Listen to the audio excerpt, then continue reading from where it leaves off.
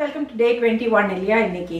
So இன்னைக்கு என்ன special dosa பார்க்க போகிறோம் அப்படின்னு நீங்கள் பார்த்தீங்கன்னா, இன்னைக்கு வந்து நான் வந்து எனக்கு ஆக்சுவலாக வந்து ஒரு 2 நாளாக பயங்கர எல்லா வேலையும் முடிச்சுட்டேன்னா, அதாவது 20th டே வரைக்கும் அப்லோட்லாம் பண்ணி முடிச்சிட்டேன். ஸோ அதனால் 2 நாள் நல்லா ரிலாக்ஸ் பண்ணிவிட்டு ஒரு வேலையும் பார்க்காம ஷூட்டிங்கே எடுக்காமல் நல்லா ஜாலியாக என்ஜாய் பண்ணிட்டு இருந்தேன். இன்னைக்கு காலையில் தான் ஐயோ 20th டேக்கு மட்டும்தான் போட்டிருக்கோம், இன்னும் 21st யோசிக்க கூட இல்லையடா அப்படின்னு சொல்லிட்டு யோசிக்கும் போது தான் சரி என்ன பண்ணலாம் அப்படின்னு சொல்லிட்டு நம்ம சேனலையே நான் திருப்பி ரொட்டேட் பண்ணி பார்க்கும்போது நீர் தோசை இருந்தது.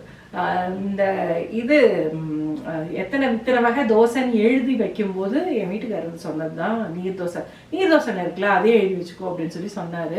ஸோ அதனால இன்னைக்கு வந்து நம்ம நீர் தோசை பார்க்க போகிறோம். எப்படி இன்ட்ரோ கரெக்டாக கொண்டு வந்துட்டேன் பார்த்தீங்களா? ஸோ எஸ், இன்னைக்கு வந்து நம்ம பார்க்க போகிறது நீர் தோசை. நீர் தோசை வந்து வெரி சிம்பிள், வெரி ஈஸி. நீங்கள் வந்து இப்போ இன்னைக்கு நைட்டுக்கு பண்ணணும் அப்படின்னு நினச்சிங்கன்னா, ஒரு மத்தியானம் ஒரு 2 மணி அந்த மாதிரி நீங்கள் ஊற போட்டிங்கன்னா 5-5:30 அந்த மாதிரி அரைச்சிட்டு நீங்கள் 7 மணிக்கெலாம் நீங்கள் தோசை ஊற்றிடலாம். ஒன்றுமே அது வந்து புளிக்கணும் அப்படிலாம் எதுவுமே கிடையாது. இது வந்து அடை தோசை மாதிரி அந்த வெரைட்டியோட சேர்ந்தது. ரொம்ப டக்குன்னு முடிஞ்சிடும் வேலை நமக்கு. ஸோ இதுக்கு தேவை வந்து உங்களுக்கு ரொம்ப சிம்பிள் இன்க்ரீடியன்ட்ஸ், 2-3 இன்க்ரீடியன்ட்ஸ் தான் உங்களுக்கு தேவை. ரொம்ப சூப்பராக நமக்கு இது இருக்கும். அண்ட் இதுக்கு தொட்டுக்கு இது வந்து நம்ம சேனலில் வந்து ஆல்ரெடி நானும் அம்மா சேர்ந்து ஒரு ரெசிபி நாங்கள் பண்ணியிருக்கோம், பழைய ரெசிபி. ஐ திங்க் இன்னைக்கு காலையில் நான் பார்த்தேன், அதனால ஞாபகம் இருக்குது, 500 சம்திங் ரெசிபி. ஸோ அந்த ரெசிபி வந்து நீங்கள் போய் செக் பண்ணணுன்னா அதை வந்து நான் உங்களுக்கு லாஸ்ட்டில் லிங்க் போட்டு விடுறேன். இது வந்து எங்கள் வீட்டில் எல்லாருக்கும் ஃபேவரெட். ஏன்னா இது வந்து கொஞ்சம் கிட்டத்தட்ட ஆப்பம் மாதிரியே இருக்கும்.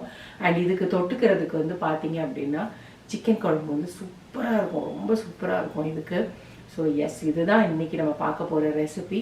வாங்க முதல்ல நான் வந்து ஆல்ரெடி அரிசிலாம் ஊற வச்சுட்டேன். ஸோ இனிமேல் அரைக்க போடுறது மட்டும்தான் இனிமேல் நான் உங்களுக்கு காட்டணும். ஸோ எஸ், நம்ம முதல்ல ஊற வைக்கிறது, அதில் மெஷர்மெண்ட் எல்லாமே நான் இப்போ உங்களுக்கு நான் சொல்லிடுறேன். முதல்ல ரெசிபி பார்ப்போம் வாங்க. நான் இங்கே வந்து அரிசி ஊற போட்டு வச்சுருக்கேன். நான் வந்து வச்சுருக்கிறது வந்து பச்சரிசி. இந்த இதுக்கு வந்து பச்சரிசி போட்டால் தான் நல்லாயிருக்கும். நான் தான் சொன்னேன் இல்லையா ஆப்பம் மாதிரின்னு சொல்லிட்டு.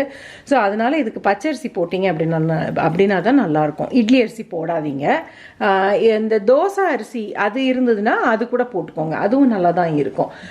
பட் பச்சரிசி தான் பெஸ்ட்டாக இருக்கும், ரொம்ப சூப்பராக இருக்கும். நான் வந்து இது காலையில் ஒரு 7 மணி வாக்கில் ஊற போட்டேன், நல்லா ஊறிடுச்சு. இது வந்து நீங்கள் மினிமம் 1.5 மணி நேரம் 2 மணி நேரம் ஊறுனா போதும். பட் மேக்ஸிமம் 4-5 ஹவர்ஸ் ஊறுச்சுன்னா இன்னும் நல்லாயிருக்கும். இதுக்கு இன்னொரு மெயின் இன்க்ரீடியன்ட் வந்து பார்த்தீங்கன்னா தேங்காய், துருவி வச்சுருக்கிற தேங்காய், இது ஃப்ரெஷ் தேங்காய் எதுனாலும்.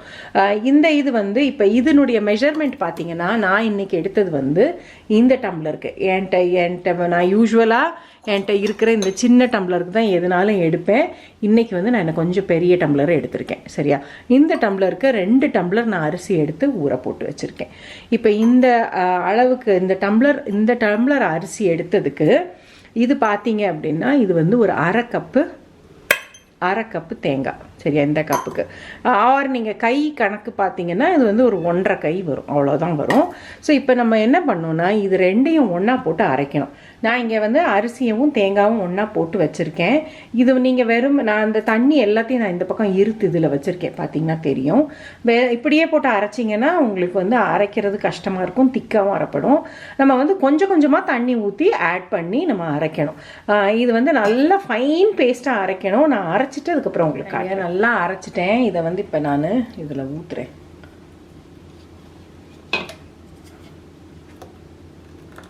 மாவு வந்து நமக்கு இதை விட இன்னும் தின்ன வேணும். ஸோ நான் வந்து இந்த ஊற வச்சிருந்த தண்ணி இருக்குது பார்த்தீங்களா, அதையே நான் இதில் போட்டுட்டு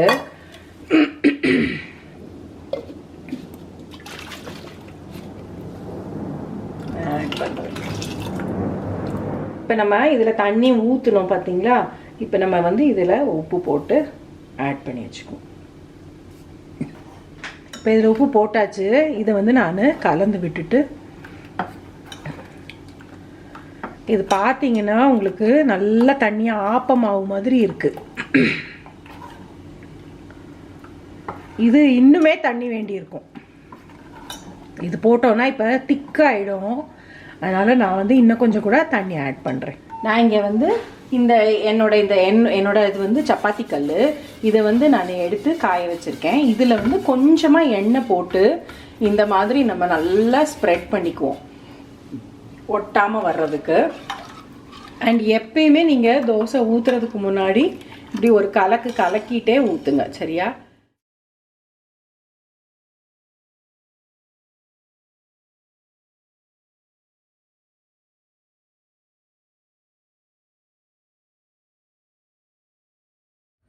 ஸோ இதுதான் நீர் தோசை ரெசிபி. இதுதான் உங்களுக்கு பிடிச்சிருக்கும்னு நினைக்கிறேன்.